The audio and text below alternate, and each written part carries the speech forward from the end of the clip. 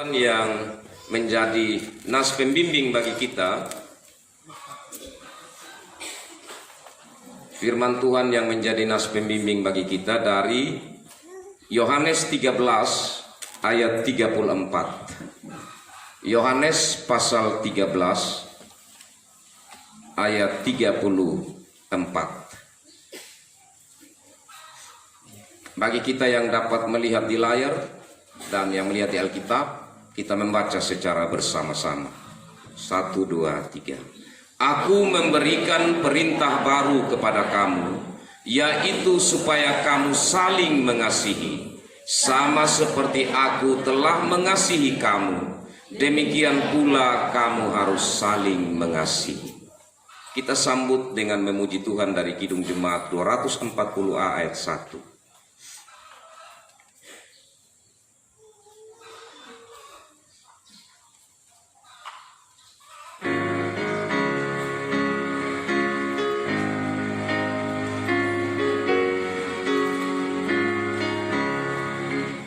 Datanglah ya sumber rahmat, selaraskan hatiku, menyanyikan kasih selamat yang tak kunjung berhenti.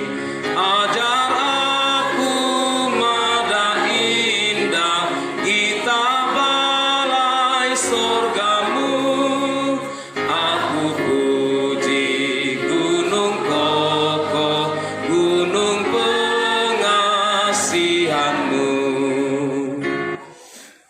Diberikan kesempatan kepada anak sekolah minggu untuk memuliakan Tuhan.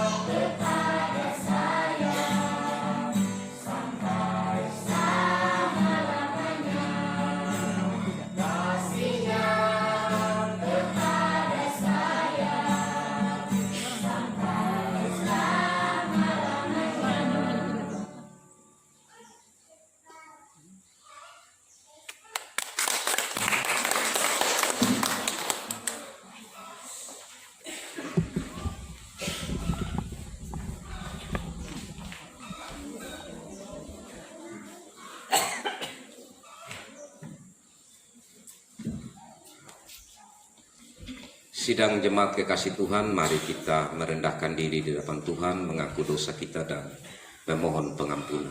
Kita berdoa. Ya Allah yang Maha Kasih, nyata kasih-Mu kami rasakan dalam hidup ini. Meskipun sesungguhnya kami tidak pantas Tuhan untuk menikmati cinta kasih-Mu. Karena selalu dan selalu kami jatuh di dalam pencobaan. Kami melakukan kesalahan, padahal kami tahu itu salah. Karena itu dalam kerendahan hati kami saat ini, bahkan dengan penyesalan dan malu kami datang ke hadapan hadirat-Mu Tuhan. Mari ampuni kami Tuhan, sehingga kami layak menghadap kekudusan-Mu, layak menyembah Dikau, layak bersekutu dengan saudara-saudari seiman, dan layak menerima berkat Tuhan dalam persekutuan ini khususnya. Bapa di sorga, kami yakin dan percaya bahwa Tuhan mendengar suara setiap orang yang sungguh-sungguh menyesal dan malu, dan menyatakan penyesalannya di hadapan-Mu ya Tuhan. Karena itu Tuhan, dalam Yesus Kristus, kami percaya Tuhan mengampuni kami. Terima kasih Tuhan. Dan kami datang untuk menaikkan doa ini, memohon pengampunan dalam Yesus Kristus Tuhan penebus kami. Kami nyatakan kepada Bapa di sorga. Amin. Mari kita bersama-sama menyanyi dari Kidung Jemaat 39 ayat 1.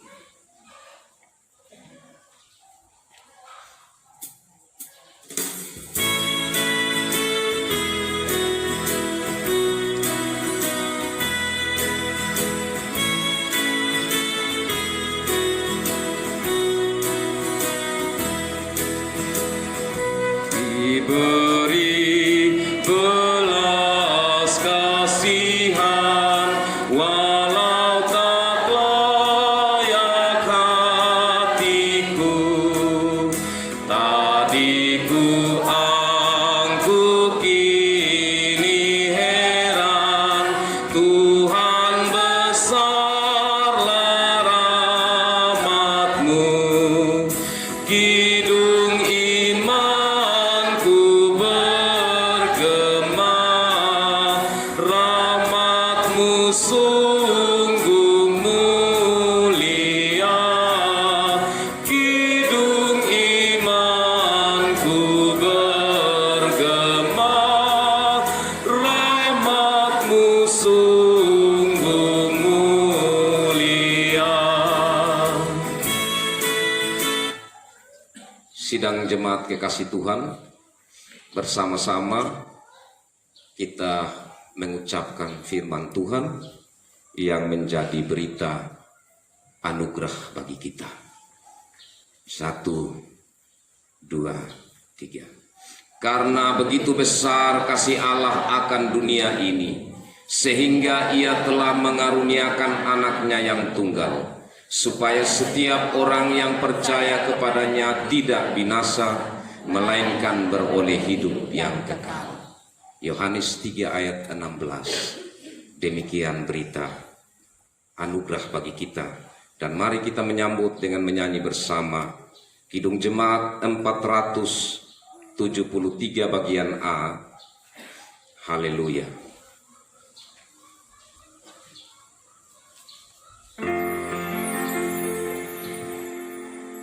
Haleluya, haleluya, haleluya.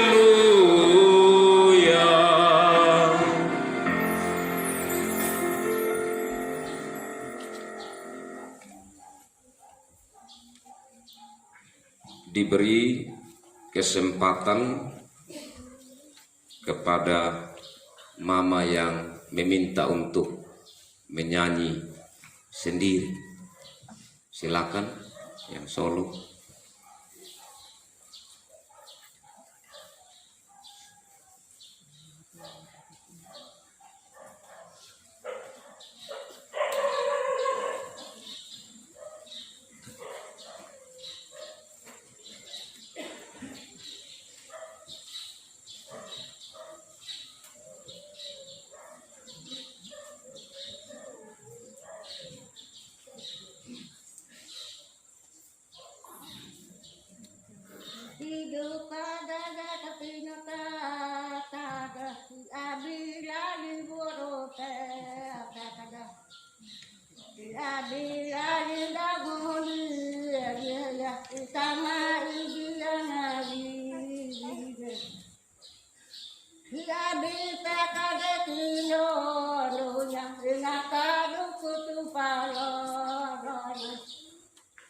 abi tinggal kupare kagak pada dari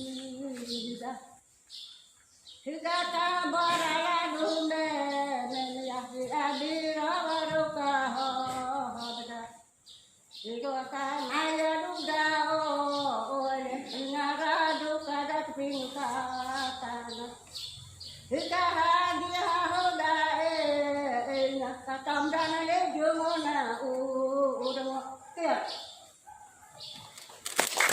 Kita berikan kemuliaan Tuhan. Terima kasih Mama. Tuhan memberkati.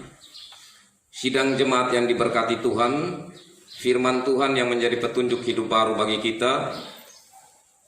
Injil Matius pasal 22 ayat 34 sampai 40. Injil Matius pasal 22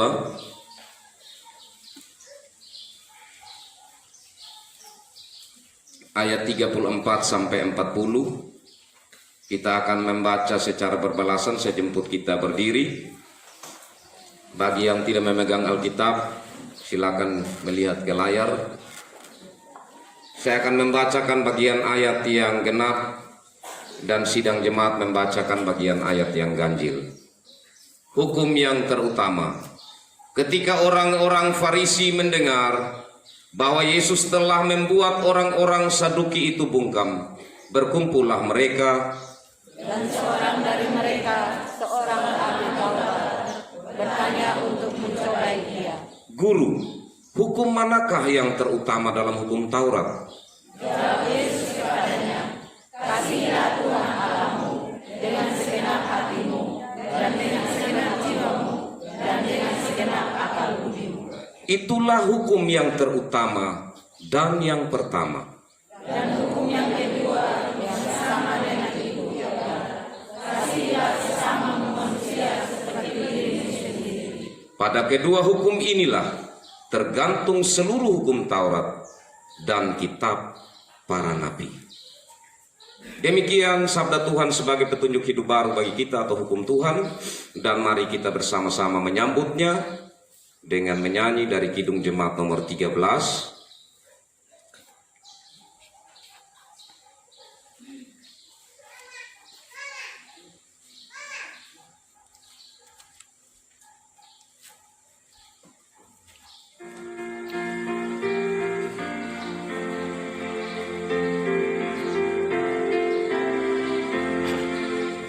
Allah Bapa Tuhan, dimuliakanlah namamu. Allah Bapa Tuhan, dimuliakanlah namamu.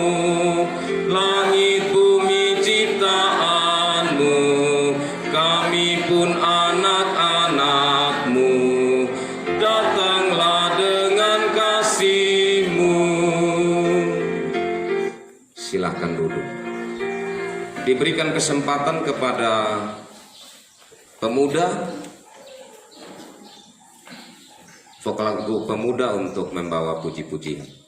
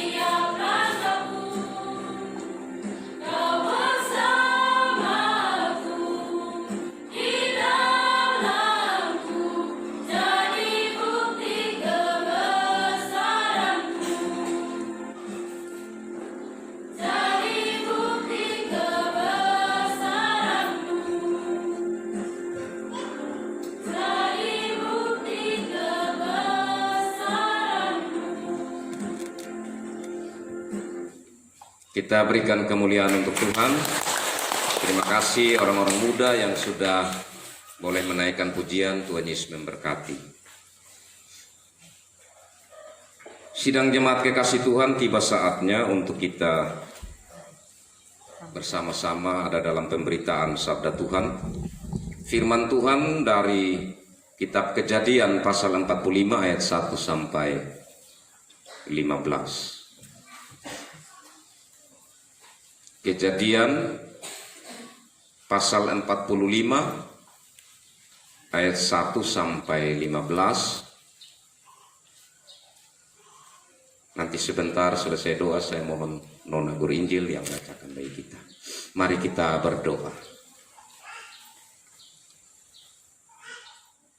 Ya Allah, sumber hikmat, sumber pengertian, kami bersyukur untuk kesempatan yang Tuhan berikan. Kami bersama-sama akan mendengar, akan merenungkan firman Tuhan. Kami mohon hikmat pengertian lewat Roh Kudus-Mu yang menuntun kami. Baik hamba-Mu yang saat ini Tuhan percayakan untuk mewartakan firman-Mu, kami semua yang merenungkan, biarlah kami boleh ada di dalam naungan Tuhan, sehingga firman-Mu ini menjadi bagian bagi kami semua. Tuhan berkati Nona Guru Injil yang akan membacakan bagian firman Tuhan ini. Dan biarlah pemberitaan firman Tuhan ini boleh berlangsung untuk kemuliaan Tuhan. Karena kami semua sungguh rindu dan bersedia untuk mendengar, merenungkan, dan melakukan firman Tuhan. Dalam Yesus Kristus firman yang hidup, kami berdoa. Amin.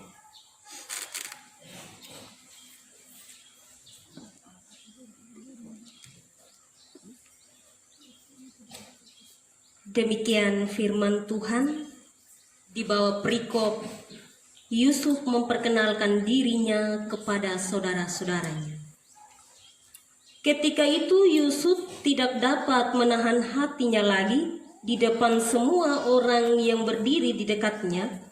Lalu berserulah ia, "Suruhlah keluar semua orang dari sini."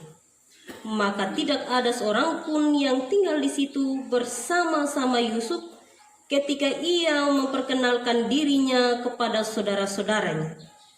Setelah itu menangislah ia keras-keras, sehingga kedengaran kepada orang Mesir dan kepada seisi istana Firaun.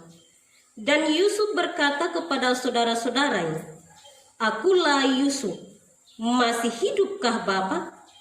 Tetapi saudara-saudaranya tidak dapat menjawabnya, sebab mereka takut dan gemetar menghadapi dia. Lalu kata Yusuf kepada saudara-saudaranya itu, "Marilah dekat-dekat." Maka mendekatlah mereka. Katanya lagi, "Akulah Yusuf, saudaramu yang kamu jual ke Mesir. Tetapi sekarang janganlah bersusah hati dan janganlah menyesali diri, karena kamu menjual aku ke sini.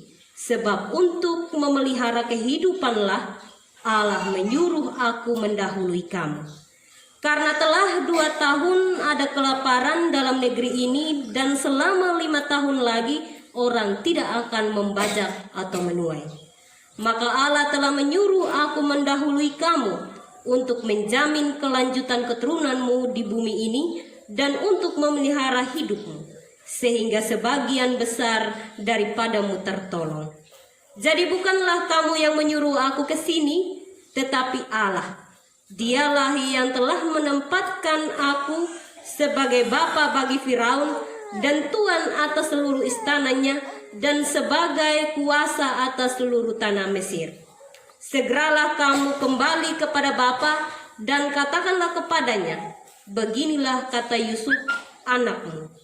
Allah telah menempatkan aku sebagai tuan atas seluruh Mesir, Datanglah mendapatkan aku, janganlah tunggu-tunggu.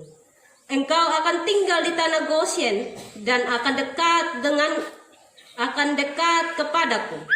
Engkau serta anak dan cucumu, kambing domba dan lembu sapimu, dan segala milikmu.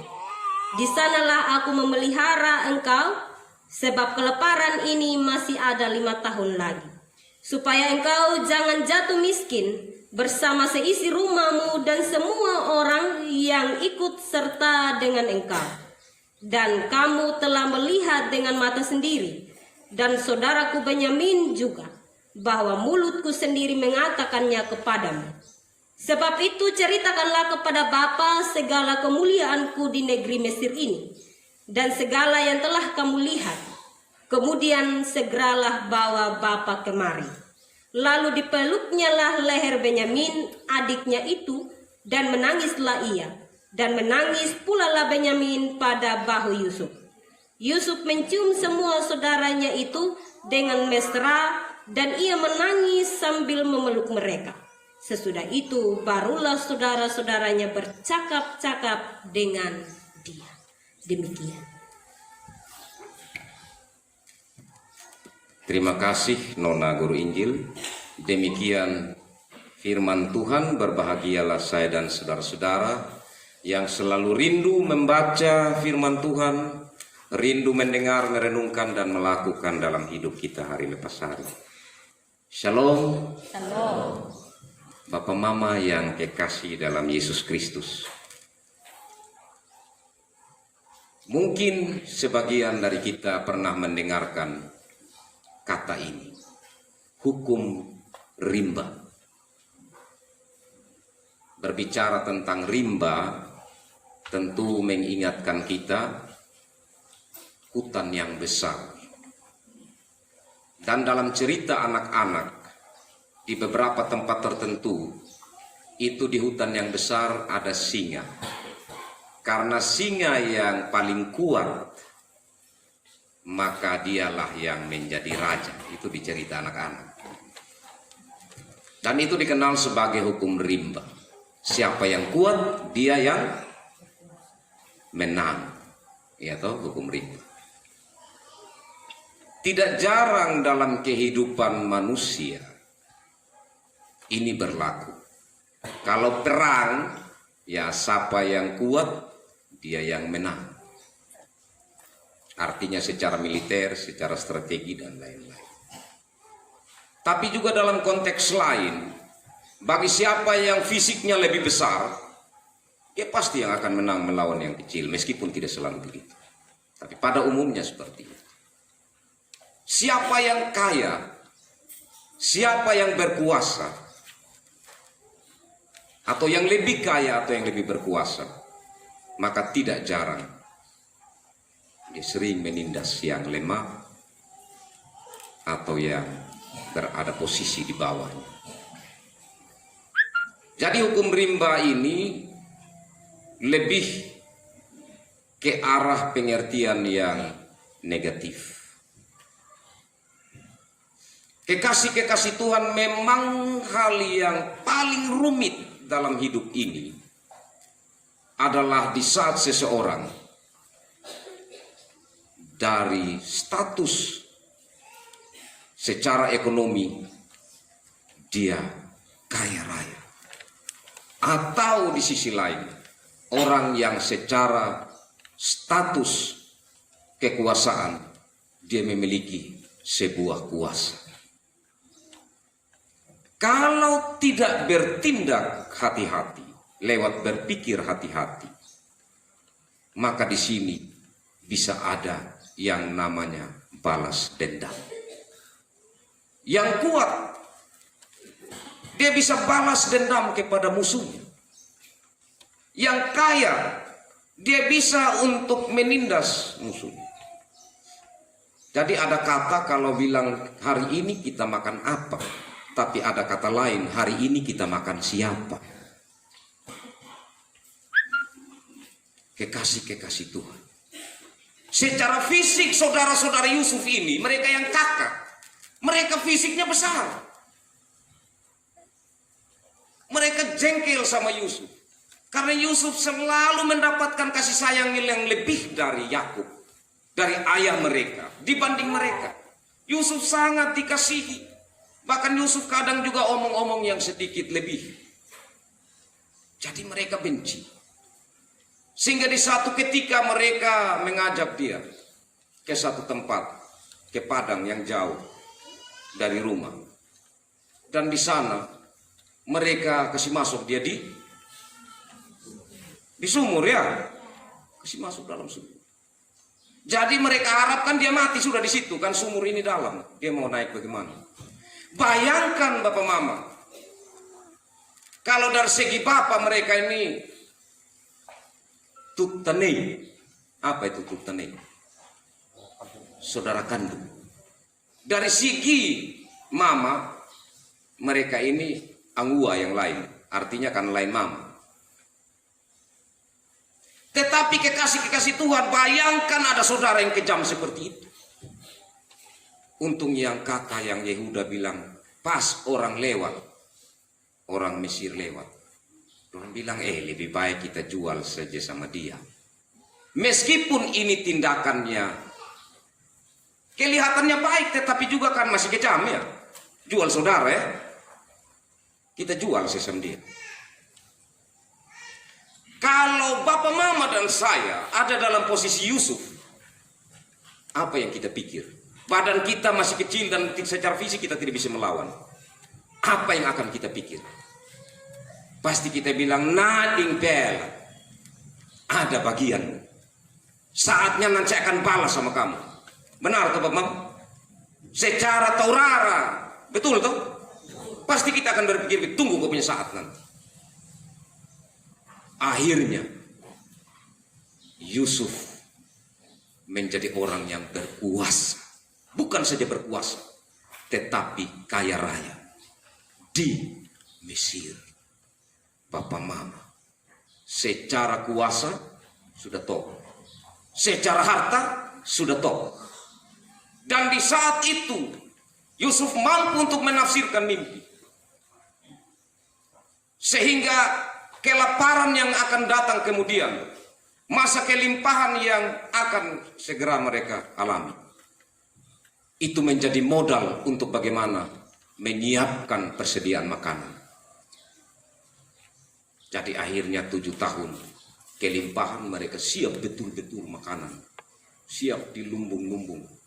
Kalau kita di sini dulu apa namanya itu Bapak Arta yang ada di Umahapi dulu itu, apa desa itu apa namanya, tempat simpan padi? Ya, artinya ada waktu itu tempat. Iya itu. Terima kasih. Jadi kekasih-kekasih Tuhan, persediaan makanan itu mereka siap betul-betul. Dan akhirnya terjadi kelaparan kemudian 7 tahun berikut. Dan itu berdampak luas, termasuk di daerah tempat tinggal Yakub, anak-anaknya di Kanaan. Mereka dengar, di sana ada persediaan makanan. Mereka pergi.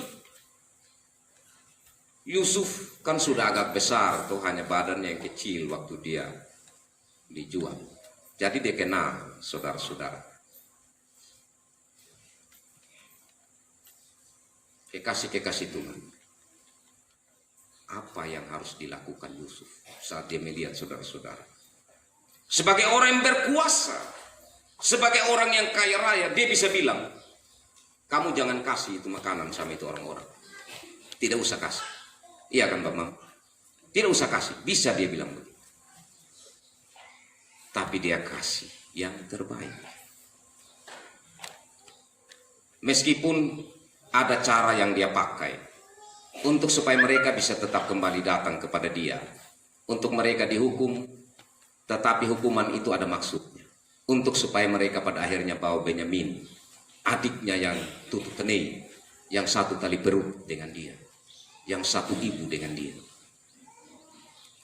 Kekasih-kekasih Tuhan. Dan dalam bagian firman Tuhan yang kita baca tadi, Ini sebuah perjumpaan yang luar biasa. Dan kekasih-kekasih Tuhan yang luar biasanya lagi di sini bukan kemarahan yang ada dalam diri Yusuf.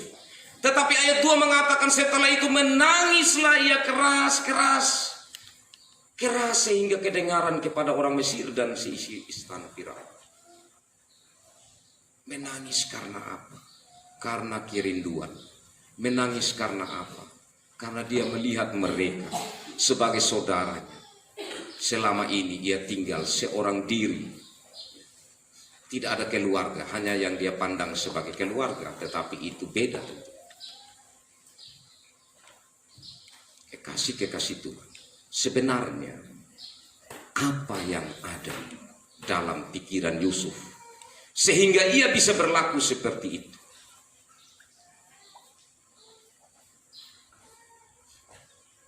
Kalau kita lihat di ayat selanjutnya, kekasih-kekasih Tuhan, ayat terakhir 15. Yusuf mencium semua saudaranya itu dengan mesra. Dengan mesra.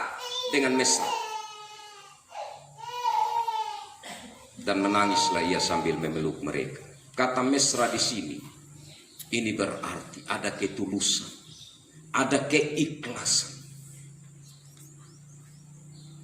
Meskipun dalam kalimat sebelumnya Yusuf menyampaikan hal yang tentu sangat membawa tekanan batin bagi saudara-saudaranya. Karena dia bilang begini, akulah Yusuf, ayat 4, saudaramu yang kamu jual di Mesir. Kata yang kamu jual tentu mereka akan ngeri. Mereka akan pikir, kalau bukan di penjara, maka mungkin kepala mereka dipenggal. Puji Tuhan, di sana ada kasih mesra. Kenapa sekali lagi Yusuf bisa ada di dalam pemikiran dan sikap seperti itu, Bapak Mama, saudara-saudara yang kekasih?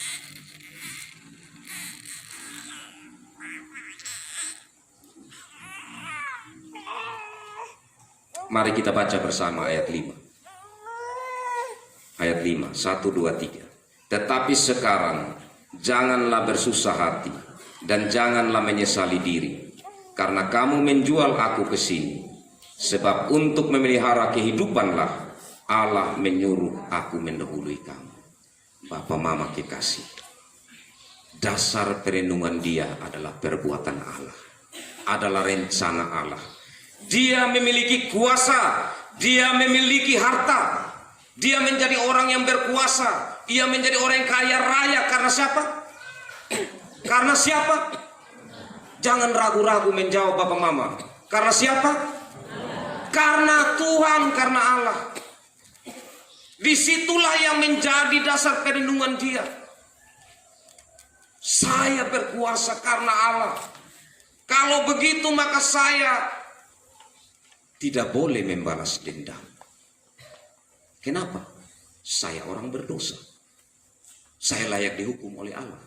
Tetapi Allah memakai saya untuk rencananya. Kalau Allah mengasihi saya orang berdosa, bagaimanakah saya tidak mengampuni orang lain? Ingat firman Tuhan. Berita anugerah, karena begitu besar kasih Allah akan dunia ini. Begitu besar. Kita yang layak dihukum. Kita sesungguhnya yang layak menerima salib. Tetapi Allah dalam Yesus Kristus yang menerima itu semua. Kita sebenarnya orang-orang yang layak ditolak, yang tidak layak menerima kasih. Tetapi kasih Allah tidak dapat dibatasi oleh kegagalan saya dan saudara-saudara. Amin. Kasih Allah tidak dapat dibatalkan oleh kegagalan saya dan Bapak Mama. Karena Allah itu adalah kasih. Dan lambang cinta, lambang kasih orang Kristen bukan buah hati, tetapi salib.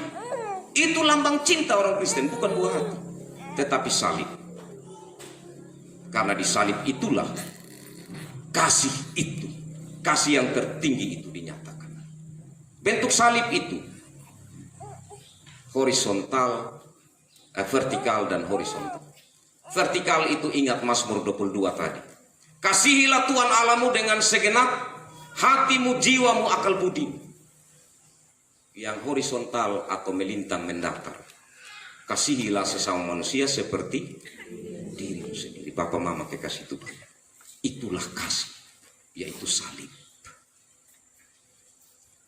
Tetapi di sini tidak mudah di saat kita mengatakan saya mengasihi Tuhan, tetapi saya sedang membenci saudara saya. Tidak bisa seperti itu. Bagaimana saya mengatakan saya mengasihi sesama saya, padahal saya sedang membenci Tuhan? Tidak pas. Mengasihi Tuhan juga tidak bisa setengah-setengah. Setengah kita mengasihi Tuhan, setengah hati kita, setengah pikiran kita. Setengah pikiran kita yang lain, setengah hati kita yang lain. Kita lebih mengasihi diri kita sendiri. Atau kita lebih mengasihi sesama, itu soal juga. Tidak bisa. Sepenuh artinya seluruh. Juga mengasihi diri sendiri seluruh. Juga mengasihi sesama seluruh. Jadi tidak ada yang setengah-setengah. Semuanya sepenuh. Tetapi di sisi yang lain kekasih-kekasih Tuhan, tidak bisa salah satu itu hilang. Contoh. Dan ini yang terakhir Bapak Mama dari khotbah ini. Contoh. Saya diminta bantuan oleh seseorang. Saya punya kemampuan untuk membantu orang itu dengan apa yang terbaik bagi. Saya punya kemampuan untuk itu. Tetapi saya kemudian pikir, ini orang dia tidak pernah bantu saya, atau dia pernah bantu saya tapi sama sekali tidak seperti yang saya harapkan. Jadi akhirnya saya membantu dia, tetapi dengan ukuran kasih yang kecil, yang sebenarnya bukan itu yang terbaik. Berarti saya mengasihi sesama, tetapi tidak seperti diri. Kalau saya dan saudara-saudara ingin diberi yang terbaik, maka berilah yang terbaik. Karena setiap orang ingin supaya orang lain memberi yang terbaik kepada dia, maka berilah yang terbaik itu kepada orang lain. Itulah kasihilah sesama manusia seperti dirimu sendiri.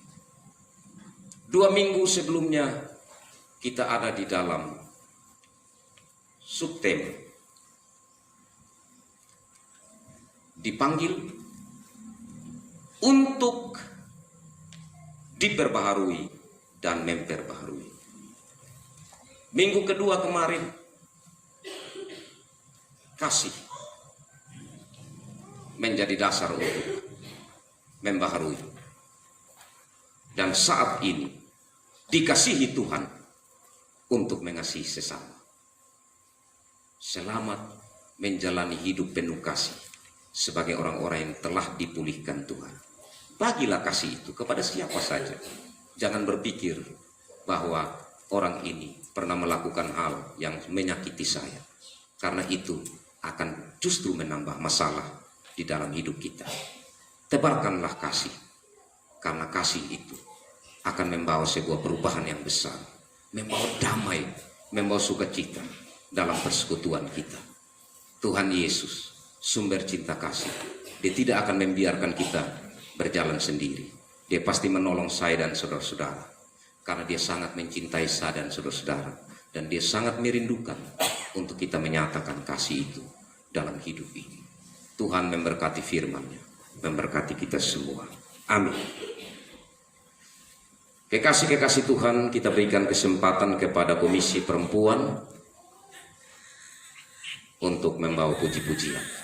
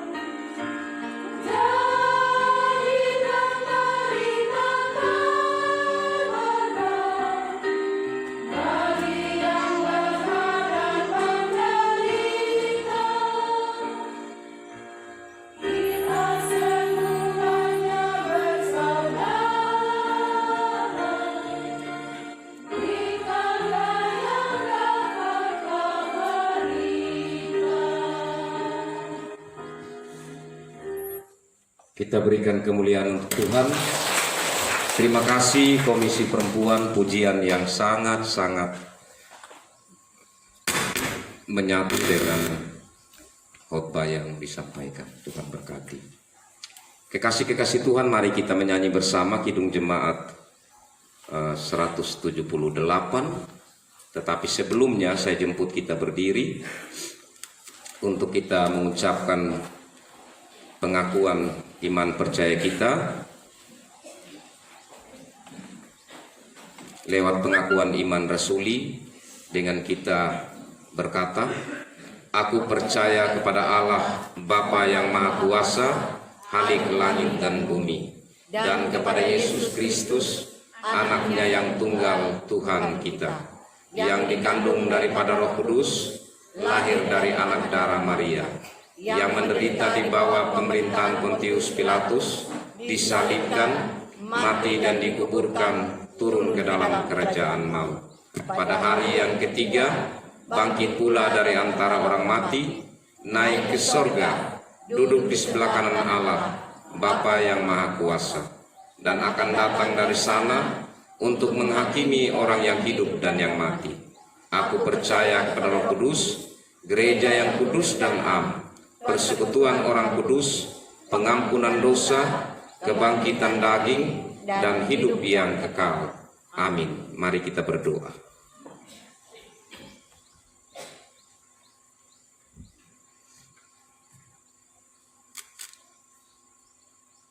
Ya Allah, Bapa kami, sumber cinta kasih, saat ini kami mohon kepadamu, supaya dalam perjamuan kudus ini, Tuhan bekerja dalam Roh-Mu yang kudus di dalam hati kami, agar dengan kepercayaan kami menyerahkan diri kepada anak-Mu Yesus Kristus. Mari Tuhan kenyangkan dan segarkanlah kami dengan roti hidup. Kuatkanlah kami supaya kami tidak hidup lagi dalam dosa, melainkan Kristus hidup di dalam kami, dan kami hidup di dalam Kristus. Berikanlah kami iman yang teguh, karena Engkaulah Bapa, sumber cinta kasih, yang tidak membalas setimpal dengan dosa-dosa kami.